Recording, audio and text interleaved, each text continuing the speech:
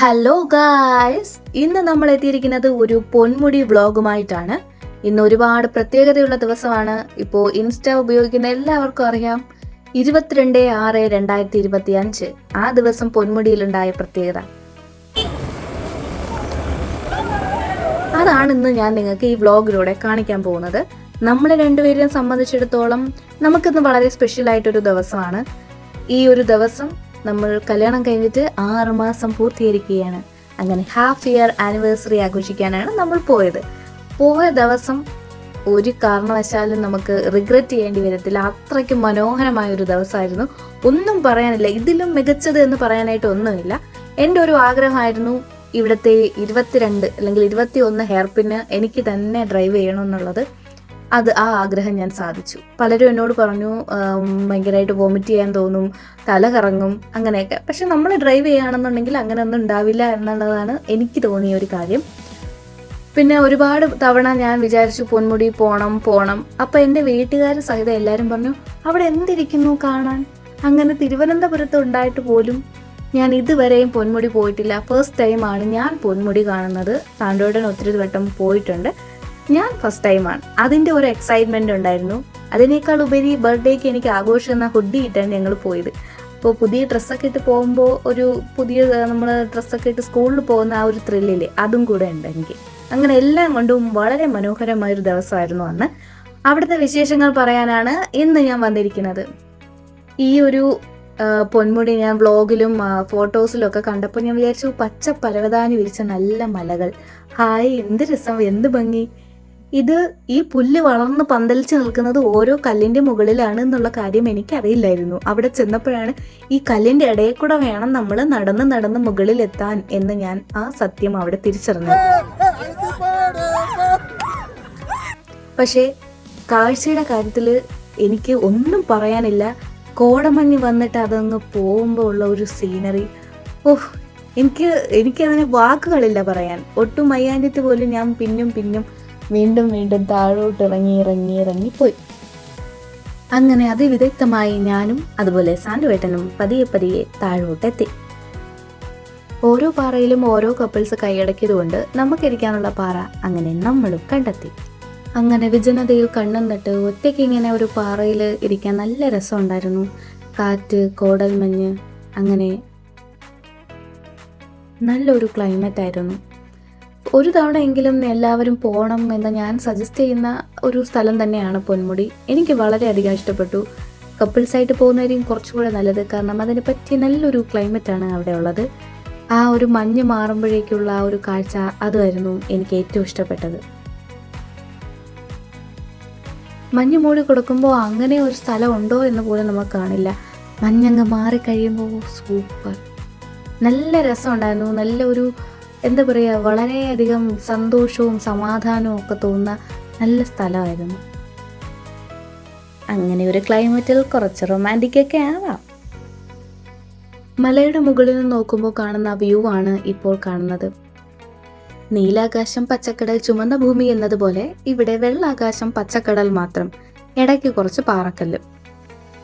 അങ്ങനെ പച്ചക്കടൽ ആസ്വദിച്ചുകൊണ്ടിരുന്നപ്പോഴാണ് മഴ പെയ്തത്. മഴയെന്ന് വെച്ചാൽ ഒരു 1.5 മഴ ഉണ്ടായിരുന്നു. ഇടയ്ക്ക് കോടൽമഞ്ഞ് വരുമ്പോൾ ചാറ്റൽ മഴ പെയ്യുന്നത് പോലെ എന്ന് ഞങ്ങൾ ആദ്യം വിചാരിച്ചത്. എന്നാൽ അങ്ങനെ ആയിരുന്നില്ല. എല്ലാവരും വളരെ നല്ല രീതിയിൽ നനഞ്ഞു കൊകുന്നു. മഴ നനയാതിരിക്കാൻ കയറി നിൽക്കാൻ ഒരിടവും ബാക്കിയില്ലാത്തതുകൊണ്ട് നനയുകയല്ലാതെ മറ്റൊരു വഴിയില്ലായിരുന്നു. സ്കൂട്ടിയിലും ബൈക്കിലും വന്ന എല്ലാവരും റെയിൻകോട്ട് എടുത്തു. അങ്ങനെയൊക്കെ കുറച്ച് പേര് രക്ഷപ്പെട്ടു. പക്ഷേ ഞങ്ങൾ കൊണ്ടുപോയ റെയിൻകോട്ട് വളരെ ഭദ്രമായി സ്കൂട്ടിയിൽ തന്നെ ഉണ്ടായിരുന്നു. അങ്ങനെ മഴ നനഞ്ഞുകൊണ്ടിരിക്കുന്ന സമയത്താണ് നമ്മൾ മറ്റൊരു കാഴ്ച കണ്ടത്.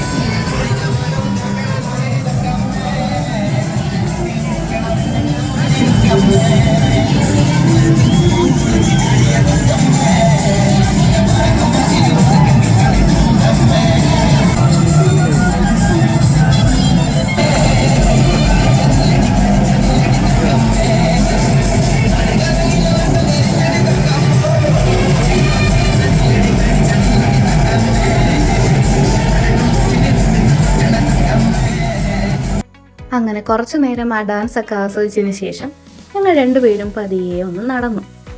കുറച്ച് നടന്നൊന്ന് കാഴ്ചകളൊക്കെ കാണാമെന്ന് കരുതി നോക്കിയപ്പോൾ വീണ്ടും വീണ്ടും ആൾക്കാർ വന്നുകൊണ്ടേയിരുന്നു. മല കയറാനുള്ള പാട് കരുതി ഞങ്ങൾ അടുത്തുള്ള പാറയുടെ മലയിൽ കയറി. അതായത് ഇതൊരു നിരപ്പുള്ള പ്രതലമായതുകൊണ്ട് നടക്കാൻ വലിയ ബുദ്ധിമുട്ടില്ല. മഴ നനഞ്ഞിരിക്കുന്നതുകൊണ്ട് ഇടയ്ക്കിടയ്ക്ക് ഞാൻ തെറ്റി വീഴാൻ പോകുന്നുണ്ടായിരുന്നു. കാര്യമൊക്കെ പറഞ്ഞ് മഴയും നനഞ്ഞ് ഈ കിടുവല്ലിങ്ങനെ കാര്യം പറഞ്ഞപ്പോൾ നല്ല രസമുണ്ടായിരുന്നു.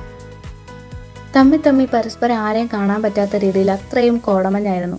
അടുത്തെത്തുമ്പോഴാണ് അവിടെ ഒരാളുണ്ടായിരുന്നു എന്ന് തന്നെ നമുക്ക് മനസ്സിലാവുന്നത്. കുറേ നാളുകൾക്ക് ശേഷം അങ്ങനെ ഒന്ന് ശരീരമനങ്ങി നടക്കാൻ പറ്റി. പിന്നെ നടക്കാൻ താല്പര്യമുള്ളവർക്ക് പറ്റിയ ഒരു സ്ഥലമാണ്, മല കയറാൻ ഇഷ്ടമുള്ളവർക്കും പറ്റിയൊരു സ്ഥലമാണ്. നടന്ന് ഞാൻ ഏകദേശം തളർന്ന് വീഴാറായി. എന്നാലും കാഴ്ചകൾ വളരെ നല്ല മനോഹരമായിരുന്നു. അത് പറയാതിരിക്കാൻ വയ്യ. അങ്ങനെ എല്ലാവരും ഒരു മടങ്ങാൻ പോകുന്ന ഒരു മൊമെൻ്റാണ്. കാരണം മഴ വീണ്ടും കൂടി വന്നുകൊണ്ടിരുന്നു. ഇടയ്ക്കിടയ്ക്ക് കുറയുന്നത് കൊണ്ട് വീണ്ടും സാഹസികത കാണിച്ച് നമ്മൾ അടുത്ത മലയിലോട്ട് പോകും. എല്ലാവരും പോയി. ഇനി ആ മലയിൽ നമ്മൾ മാത്രമേ ഉള്ളൂ. ഇത് നമ്മുടെ വിജയം. അല്ല പിന്നെ പോകുന്ന വഴിക്ക് കുറച്ച് യോയോ ഒക്കെ കാണിച്ച് അങ്ങനെ നടന്നു നീങ്ങി. താഴത്തെ പാട്ടും ബഹളവും തീരാത്തതുകൊണ്ട് വീണ്ടും നമ്മൾ താഴേക്ക് ഇറങ്ങി.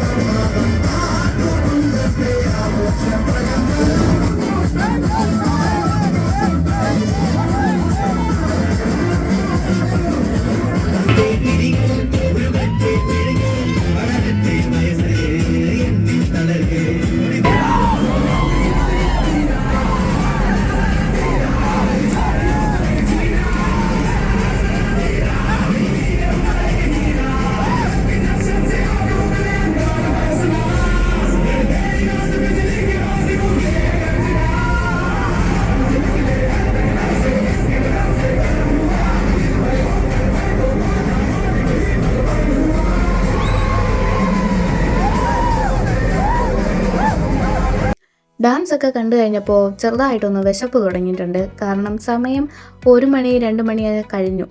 ആ ഒരു സമയമായപ്പോൾ നമ്മൾ പൊന്മുടിയുടെ കഫറ്റേരിയയിലേക്ക് നടന്നു നീങ്ങുകയാണ്. അപ്പോഴേക്കും അതിലെ സൈഡിലുള്ള കുറച്ച് കാഴ്ചകളുണ്ടായിരുന്നു. അതൊന്ന് ഒപ്പിയെടുക്കാമെന്ന് വിചാരിച്ചു. അങ്ങനെ ആ താറാവ് പോലെ കുണിഞ്ഞ് ഞാൻ പോകുന്നത് വേറെ എങ്ങോട്ടുമല്ല, കഫറ്റേരിയ. അവിടാണ് എൻ്റെ ലക്ഷ്യം. എന്താ ഒരു സന്തോഷം! ഈ ഒരു തണുപ്പ്, മഴ, കോടമഞ്ഞ്, ഈ ഒരു ടൈമിൽ ചൂട് കപ്പയും ചമ്മന്തിയും കാന്താരി ചമ്മന്തിയും puri masala. What A combination! സൂപ്പറായിരുന്നു.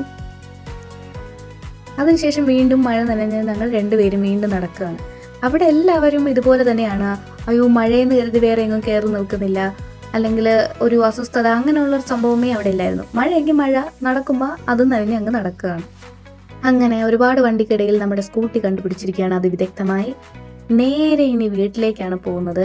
തിരിച്ചു പോകാൻ നേരമാണ് അറിയുന്നത് ഒരുപാട് പേര് ഇവിടെ പൊന്മുടിയിൽ എത്താനായിട്ട് വെയിറ്റ് ചെയ്തുകൊണ്ടിരിക്കുകയാണ്. അത്രയ്ക്ക് ബ്ലോക്കായി. കുറേ പേർക്കും തിരിച്ചു പോകേണ്ടതായിട്ട് വന്നു. ശരിക്കും പറഞ്ഞാൽ വിഷമം ഉണ്ടായിരുന്നു കാണുമ്പോൾ. കാരണം നമ്മളെ പോലെ എൻജോയ് ചെയ്യാൻ വന്നിട്ട് അത്രയും ദൂരം വന്നിട്ട് തിരിച്ചു വേണ്ടി വന്നവർക്ക് ബെറ്റർ ലക്ക് നെക്സ്റ്റ് ടൈം. അതിനിടയിൽ ചെറുതായിട്ടൊരു ചായയും പഴംപൊരിയും കഴിച്ചു. നല്ലൊരു കോമ്പിനേഷൻ. ഇത് പൊന്മുടിയല്ല, ഇത് ഞങ്ങളുടെ വീട്ടിലേക്കുള്ള വഴിയാണ്. ഇത് മെയിൻ റോഡല്ലാതെ മറ്റൊരു വഴി. ഇതുവഴി റൈഡ് പോകാൻ എനിക്കും സാനുവിനും ഭയങ്കര ഇഷ്ടമാണ്. അങ്ങനെ അത് വിദഗ്ധമായി ഞങ്ങൾ വീണ്ടും വീട്ടിലെത്തിയിരിക്കുകയാണ്, തിരിച്ച് വളരെ സേഫായിട്ട്. അങ്ങനെ ഹാപ്പി ഇയർ ആനിവേഴ്സറി പൊന്മുടിയിൽ ആഘോഷിച്ച വ്ലോഗ് ഇവിടെ അവസാനിച്ചിരിക്കുകയാണ്.